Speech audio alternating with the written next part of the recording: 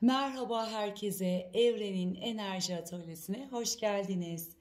Sevgili Kova burçları, deste seç yapacağız. Aklınızdaki kişi sizin için ne düşünüyor? Ortak enerji alanınızda ne var? Duyguları ne? Şimdi birinci destemiz ve ikinci destemiz. Bir ya da iki sayısını ya da gold ve kırmızı renge odaklanın. Hangisi size enerjiyi çağrıştırıyorsa, sıcaklık hissediyorsanız destenizi seçin. İkinci desteği aldım.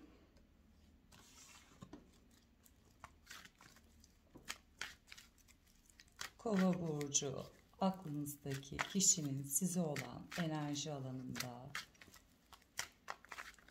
neler var? Kartlar bize rehberlik etsin.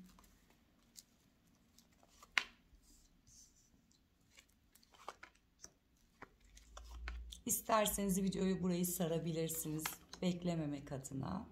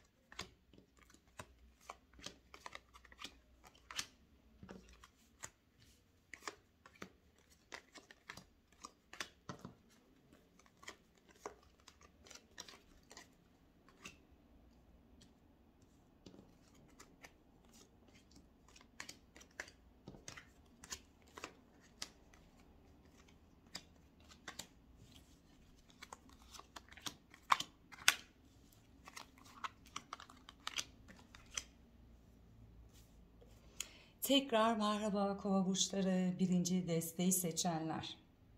Şimdi aklınızdaki kişiyle önce geçmiş enerjinize bir bakalım. Geçmiş enerjinizde aklınızdaki kişi daha çok kendi işiyle zaman ayırmış. Belki parasal işleri ya da disiplinli biri de olabilir bu. Hani ilk başta nedir, hayatında işe öncelik veren biridir. Daha sizde bağ kurmamıştır enerji olarak. Daha böyle ilk hani o enerjileriniz, geçmiş enerjinizde daha böyle sıfır enerjili, daha hani size karşı bir şeyler aslında tam anlamıyla oturmamış. Aranızda iletişim var, görüşmeleriniz oluyormuş ya da işte bir arada geçirdiğiniz belli aralıklarda görüşmeleriniz olmuş ama sonrasında hep böyle önceliğini kendine veren ya da işiyle uğraşan biri açıkçası. Sizin de geçmişinizde aslında bu enerjisinden dolayı rahatsız olmuşsunuz. Daha çok iletişim beklemişsiniz. Daha çok şey paylaşmak istemişsiniz. İlgi görmek istemişsiniz. Birbirinize karşı geçmiş enerjileriniz, bakış açılarınız bu şekilde. Peki şimdinin enerjisine bakalım.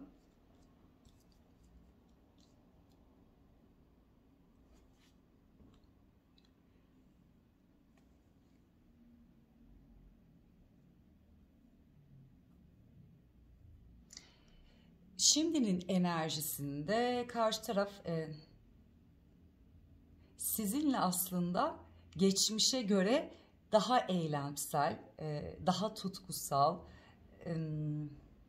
hani belki kendi hayatıyla ilgili o dönem sorunları da olabilir. Hani sizlik de olmayabilir, halletmesi gereken, çözmesi gereken birçok iş olabilir, aile olabilir, iş olabilir. Şu anın enerjisiyle hani o sorunlarını çözmüş, şansı yakalamış, birçok şeyini iyileştirmiş, daha çok size eylemsel olma, bir şeyleri kanıtlama, gösterme çabasına girmiş olabilir. Sizin şu andaki enerjinizde karşı tarafa aslında eylem oluşunu hani hoşunuza gidiyor. Ama şöyle bir şey var sizde.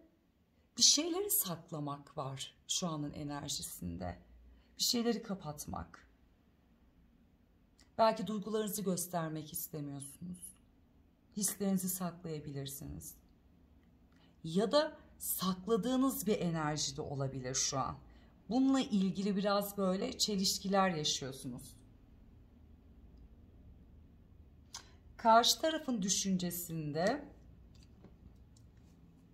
size karşı duygusal anlamda yoğunlaşmış. İlk başta hani halletmesi gereken işleri vardı belki. Hayat merkezinde siz yoktunuz ama şu an düşüncesine baktığı zaman her şey yoluna hayatında denge sağladığı için size karşı daha cesaretli, duygularını göstermek, şansı yakalamak, sizinle değişim döngüsüne girmek istiyor. Ama bunu böyle nasıl diyeyim, her hani etrafına da saçmak ister. Yani sizi etrafınızla tanıştırmak isteyebilir. Arkadaşlarınızla ya da çok sosyalleşmek isteyebilir sizinle. Herkesin görmesini isteyebilir.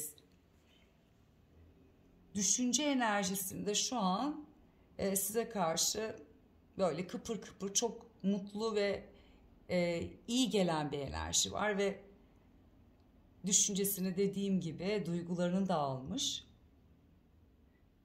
Sizin düşüncenizde sizde bir üzüntü var. Bir şeyle ilgili içiniz daralıyor ya da sıkan bir olay var sizde. Bakın hani anın enerjisinde de aynı şekilde. Hani karşı tarafın hem anın enerjisinde hem düşüncesinde size duygularını, tutkularını ve mutluluğunu açan bir enerji var. Sizde de saklama isteği var. Ve düşünce olarak da belki bundan yoruldunuz. Bayağı böyle kendinizi sıkışmış hissediyorsunuz bu sakladığınız neyse karşı taraftan. Karşı tarafın duygusunda, düşüncesi gibi Sizinle hayalleri var, birçok şey aslında yapma enerjisinde, belki bunları size söylüyordur ya da içsel olarak kendi iç dünyasında da yaşayabilir. Kalbine baktığı zaman onu heyecanlandırıyorsunuz. Yani o enerji onun çok hoşuna gidiyor. Sizi görmek ya da konuşmak değiştiriyor onu. Böyle kelebek çıktı. Böyle işte değişim yaşamak belki ilişkinizi farklı bir boyuta da taşıyabilir. Ya da tamamen artık bu insanın duygusal boşluğunu da tamamlamış oluyorsunuz. Hayat merkezini de almış olabilir bu insan size karşı. Sizin duygularınızda ise Kova burçları, birinci desteği seçenler, sizin enerji alanınızda ne var? Yani bir şeylerle ilgili mutsuzsunuz bir kere. Suçluluk duyuyorsunuz bu insanla ilgili. Baştan beri sakladığınız bir olay var. Sadece bunun içinden çıkamıyorsun. Kendi kendine doğru zamanı bekliyorsun. Belki akışta kaldın. Belki biraz daha zamana ihtiyacınız var. Ya da kendinizi bu şekilde telkin ediyorsunuz. Ah kova burçları.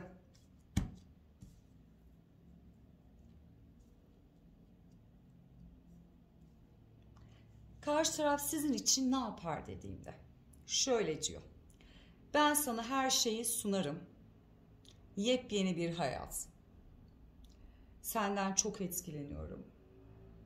İnanılmaz çekicisin, cazibelisin, hoşsun ya da yakışıklısın ya da güzelsin. Yani bir arada olmak, enerjini hissetmek. Yani seninle açıkçası etkileniyorum. Ve bu etkilenmenin arkasından ben giderim. Bir başlangıç da yaparız. Hani çok da güzel olur diyor. Eğer sen buna kabul etmezsen, hani sana verdiğim teklifi ya da sana gösterdiğim ilgiyi istemezsen arkamı döner giderim diyor. Üzülür müyüm? Üzülürüm. Ama giderim diyor. Peki siz ona karşı ne yaparsınız dediğimde? Sizde şöyle bir şey var. Bir şeyleri dengelemek istiyorsunuz. Ya ben bir şeyleri dengelersem hayatımla ilgili bu çıkmaz sakladığınız neyse o konuyu hallettiğinizde kendimi çok mutlu hissederim, daha güçlü hissederim. Yani tamamlandığımı hissederim kısaca. O zaman diyor sana tamamen ben de duygularımı, ilgimi hani sunarım ve ben de seninle aslında o yarattığın yeni dünyayla ya da bir başlangıcın içinde olmak isterim. Ama önce hayatımla ilgili kontrolü ele almam gerekiyor diyorsunuz. Yakın zamanda neler olurmuş? Yakın zamanda aklınızdaki kişi belki ona hissettirmediğiniz, hani o belki size güzel enerjilerini sunuyordur. Karşılığını alamıyordur. Alamadığı için de duran pozisyonda çıkıyor. Yani mutsuz olur ama bunu da sorgularmış. Yani diyor ki burada bir şey var. Bir kördüğüm, hani ben bunu çözmem de gerekiyor. Bir aydınlanma da yaşayabilir yalnız sizinle ilgili. Sizde yakın zamanda bakın yakın zamanda sakladığınız ne varsa her şey ortaya çıkıyor. Belki şöyle düşünebilirsiniz, yeterince emek vermedim ve bununla ilgili suçluluk da duyabilirsiniz. Daha önce konuşmadığınız için, zamanı bıraktığınız için. Çünkü her şey açığa çıkıyor kova burçları ve birçok olayla yüzleşmeye başlayacağınız bir süreç olacak sizin için.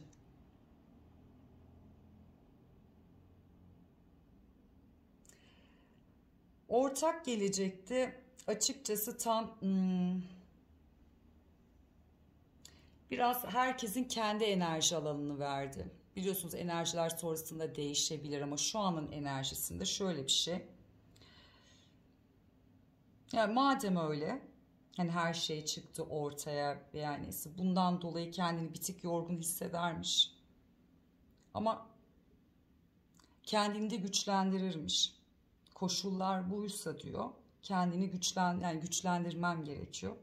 Ben de diyor arkadaşlarıyla ya da sosyalleşip kafasını dağıtma, içinden ne geliyorsa onu yaşamak, bu enerjiyi bırakma isteğinde olurmuş. Çünkü karşınızdaki insan baştan beri baktığımda gerçekten mantıklı ve doğru adımlarla hissederek giden bir enerji vardı. Kendiyle ilgili ilk başta bir enerjisi sorunu vardı. Onu dengeleyip sonra sizin enerji alanınıza girip etkilenip bu etkilenmenin ardından sizinle bir yola girip ya da daha güzel şeyler yaşamak istiyor ve bunu dürüstçe dile de getiriyor aslında, cesareti de var. Ama sizden o ışığı almayınca, bir şeylerin döndüğünü ve saklandığını hissettikten sonra da geri böyle çekilip kendi enerji alanını şifalandıracak. Ona ne iyi geliyorsa aslında hayatıyla ilgili onu yapacak. Siz de sürekli karşılaştırma yapacaksınız. Aklınızdaki kişiyle, diğer kişiyle sürekli böyle karşılaştırma, o belki suçluluk duygusu, arada dengeyi sağlayamadığınızdan dolayı kafanız biraz karışacağı bir süreç olacak. Yani yapacağınız şey sizin burada enerji alanınızı dengeye getirmek, belki temizlemek. Çünkü o zaman kendinizi daha iyi ve özgür hissedeceksiniz. Bu karmaşadan çıkacaksınız. Çünkü sizin için de bir yorucu bir enerji olmuş. Bir şeyleri gizlemek, zamana bırakmak ama bunun üzüntüsünü de yaşayıp ve bir anda bir olayla karşılaşıp açığa çıkması her şeyin açıkçası biraz sizin de dengelenmeniz gereken bir süreç olacak Kova burçları. Beni dinlediğiniz için teşekkür ederim. Şimdi ikinci desteğe geçeceğiz. Merhaba Kova burçları, ikinci desteği seçenler. Kartlarımızı karıştıralım. Lütfen enerjinizi yollayın, o güzel sevgi enerjinizi. Aklınızdaki kişinin enerjisine neler oluyor? Aklınızdaki kişinin duygusu, düşüncesi, ortak geleceğinizde neler var?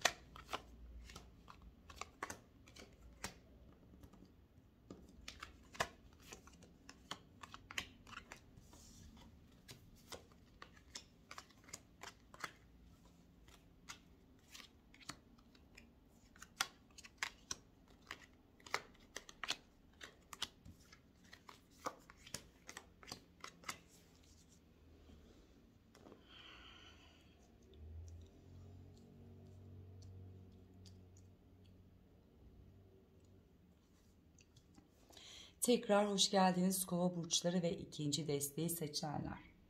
Buradaki kolektif enerjide şöyle sanırım, ya siz evlisiniz aklınızdaki kişiyle ya da ciddi bir ilişki yaşadınız, belki aynı evi de paylaşmış olabilirsiniz. Şimdi geçmişte karşı tarafta sizinle mutlu aile tamamen tamamlandığını, harika bir beraberliğiniz ya da evliyseniz çok güzel böyle yuvanız, tamamlanan ve bütünlenen bir enerji var. Aslında sizin de geçmişinizde baktığınızda bu insanla ilgili gerçekten hani böyle aydınlanmışsınız, ne istediğinizi bilen, mutlu, kendinizi özgür ve iyi hissettiğiniz bir enerji varmış. Şimdikinin enerjisinde karşı tarafta açıkçası artık yorgun hissettiği bir enerji var. Belki size karşı çok emek verdiyse ya da işte bir şeyleri kurtarmak adına savaş verdiyse bununla ilgili bitkin hissedebilir ve açıkçası şu an biraz enerjisini dengelemek istediği bir süreçte. Belki geri çekmiş olabilir, mola vermiş olabilir. Hani enerjimi dengelemem gerekiyor. Bir an hani çok farklı enerjinin içindeyiz. Belki eskiden bu kadar mutlu ve iyiyken şu anda yorgun ve kopuk bir enerji alanı var karşı tarafta. Sizin şu andaki enerji alanınızda açıkçası yani böyle mutsuzsunuz. Bir şey yapmak istemiyorsunuz. Bakın şöyle göstereyim şu anın enerjisini. Bakın ağacın altında oturuyor, mutsuz. Aslında sunulan birçok şey var ama sen görmek istemiyorsun. Sen mutsuzluğunla ya da kuruntularınla, kuşkularınla kalmayı tercih eden bir enerjidesin. Yoksa bak ilahi olan görüyor musun? Kupayı uzatıyor burada. Mutluluk burada diyor bak. Fırsat var diyor. Hadi bunu görmüyorsun. Önünde o kadar güzel şeyler var ki neden görmüyorsun ki diyor. Siz hala bakın tembellik kartı çıktı. Yine oturan bir enerjide eylem yapmak istemiyorsunuz. Ben böyle mutluyum diyorsun. Hiçbir şey yapasınız yok. Çünkü artık şu anın enerjisinde yönünüzü kaybetmişsiniz. Kendinizi kontrol belki edemiyorsunuz. Yönünüzü bulamıyorsunuz. Yani bir şekilde doğru yolu bulmanız gereken bir enerji kartlar diyor. Ama siz burada bunu bırakıyorsunuz, reddediyorsunuz. Belki anın enerjisinde karşınızdaki insan belki bu kupaları size göstermek istiyordur. Bir şeyleri çabalıyordur ve siz bunu kabul etmiyorsunuzdur. O yüzden de yorulmuş ve çekilmiş bir enerjide.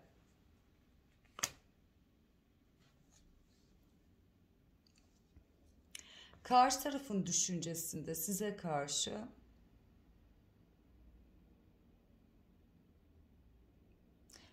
geçmişten kopamıyor. Yani biz iyiydik, bir arada çok mutluyduk.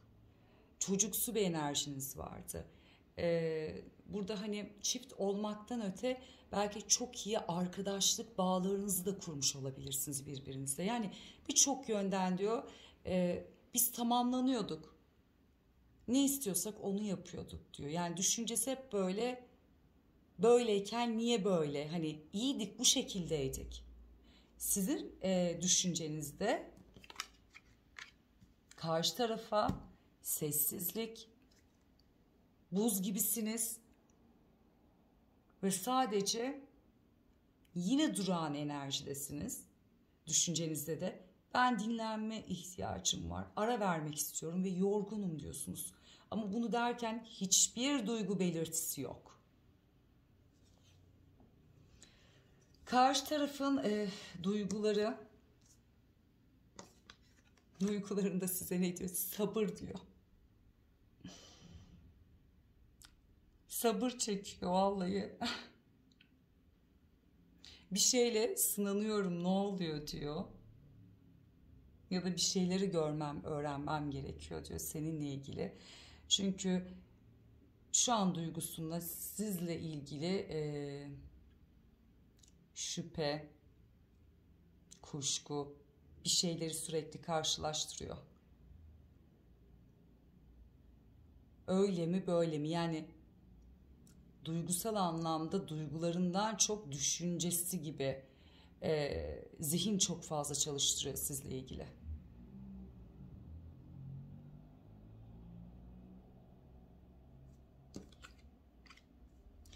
Sizin duygu enerjinizde ise üçüncü kişiden etkilenmeniz çıkıyor. Bir insandan etkilenmişsiniz. Aslında bunu da doğru bulmuyorsunuz. Belki kendinizi sorguluyorsunuz da, yani çok da etik değil, ahlaklı da bulmayabilirsiniz. Hani kendinizde böyle eleştiriyorsunuz da bu konuyla kova burçları. Belki bunu kalabalık ortamda bir insan olabilir, girdiğiniz çevre, iş hayatı olabilir. Bir insandan yoğun tutkunuz ve cazibelerin hani böyle arzulamak vardı. Çok etkileşim almışsınız duygusal anlamda. Belki o enerjinizin o karşı tarafa eylemsiz olmanın nedeni üçüncü kişiye karşı etkilenmeniz olabilir.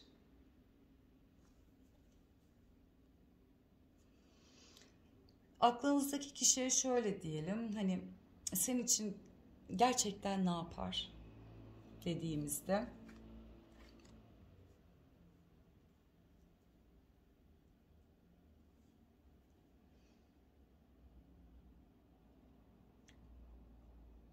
seninle diyor sana tekrar şans veririm ilişkiye. Tüm cesaretimi, tüm gücümü de toplarım. Tüm kalbimi, sevgimi de senin için diyor gösteririm, aşkımı da diyor. Peki siz ne yaparmışsınız?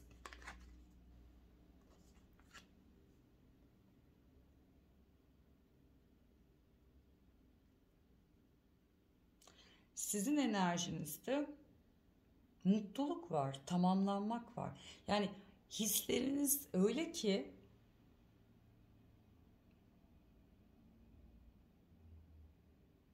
bilinçaltınızda etkileşim kurduğunuz insan sanırım burada. Yani sizin yapacağınız şey aslında üçüncü kişiyle mutlu olup tamamlanma isteği var. Peki yakın zaman, aklınızdaki kişiyle yakın zamanda neler olur? Aklınızdaki kişi artık mantığını koyarmış. Yani duyguları artık bir kenara bırakıp tamamen ne istediğini bilen, mantığıyla belki burada sivri dililik de yapabilir size. Ama arkasında ne kadar hani güçlü dursa da, böyle ne istediğini bilen bir enerji de olsa, sizinle ilgili suçluluk duygusu duyarmış. Pişmanlık duyarmış. Neden belki görmedim? Ne oluyor? Hani neden emek verdim ya da bu kadar? Ya da niye göremiyorum? Hani böyle gel git aynı enerji içinde içsel olarak bunu aslında hazmedemezmiş. Hani güçlüyüm, hani duruyorum, tamam bu şekilde okey gidiyorum veya neyse hani. Çünkü biten bir enerji var. Ama arkada tamamen perişan ve suçluluk içinde sizden dolayı. Yakın zamanda karşı tarafta gidiş var. Bavulunu almış gidiyor. Yakın zamanda aynı şekilde siz de arkanızı dönüyorsunuz. Çünkü artık zorlandığınız o sorunların içinde, o karmaşanın içinde çözemiyorsunuz. Kör düğüm olmuşsunuz. arkanızı dönermişsiniz.